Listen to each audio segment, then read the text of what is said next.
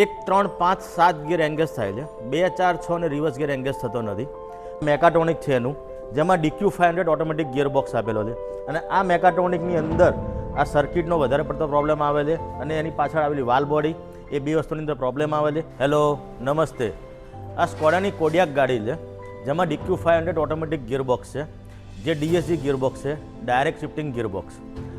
આ કોડિયાકની અંદર ગિયર બોક્સની અંદર પ્રોબ્લેમ છે કે 1 3 5 7 ગિયર એંગેજ થાય છે, 2 4 6 ને રિવર્સ ગિયર એંગેજ થતો નથી. કસ્ટમરે આ ગાડી કંપનીમાં લઈને ગયા, કંપનીવાળા ગાડી ચેક કરી, ડાયગ્નોસ કરીને ચેક કરી અને રિપોર્ટ આપ્યો કે આની અંદર મેકાટ્રોનિકની અંદર પ્રોબ્લેમ છે. કસ્ટમરને ત્યાં કંપનીવાળાએ રિપોર્ટ હાઈ આપ્યો, એટલે કસ્ટમરે ત્યાં કામ ન કરાયું. કસ્ટમરને મારો નંબર મળ્યો, કસ્ટમર મારા વર્કશોપ પર ગાડી લઈને આવ્યા અને ગાડી આવી અને મેં ડાયગ્નોસ કરીને મેં ચેક કરી કે ભાઈ આની અંદર મેકાટ્રોનિકની અંદર પ્રોબ્લેમ છે. પછી એ મેકાટ્રોનિક મેં ખોલી દીધું.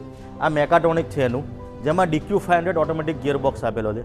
અને આ મેકાટ્રોનિકની અંદર આ સર્કિટનો વધારે પડતો પ્રોબ્લેમ આવે છે અને એની પાછળ આવેલી વાલ બોડી, એ બે વસ્તુની અંદર પ્રોબ્લેમ આવે છે.